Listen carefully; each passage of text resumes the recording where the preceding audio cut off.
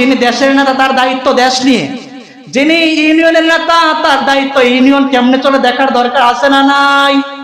যার এলাকার যে নেতা, বাড়ির যে মাতাব্বর, সেটা আপনাকে ওই বাড়ির মানুষগুলো কিয়ামতের দিন আপনার বিরুদ্ধে সাক্ষী দিয়ে বলবে, আল্লাহ বাড়ির নেতা হয়েছিল, আমার সমাজের নেতা হয়েছিলাম, কিন্তু সমাজের মধ্যে অন্যায় ছিল, অপরাধ হয়েছে, সে কোনোদিন বাধা দেয় না, কোনোদিন সে প্রতিবাদ করে না। সমাজের মধ্যে উশৃঙ্খল লোক ছিল, সে বললে উশৃঙ্খল ঠান্ডা হয়েছে, কিন্তু সে কোনোদিন এটা বলে না।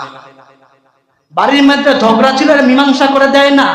অনেক নেতা তো এমন আছে, ঝগড়া লাগলে আরেকটু আগুন তেল দিয়ে দেয়, আরেকটু বাড়ক, ঝগড়া যত বড় হবে টাকাটা মোটা অঙ্কের পকেটেও তত বড়ই।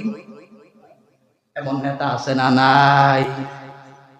ওই নেতাদেরকে কিয়ামতের দিন বাড়ির মানুষগুলো বলবে, এলাকার মানুষগুলো বলবে, আল্লাহ তাদেরকে পায়ের সামনে রাখতে চাও, তাদের বুকের উপরে পাড়িয়ে জাহান্নামে ঢুকতে চাও।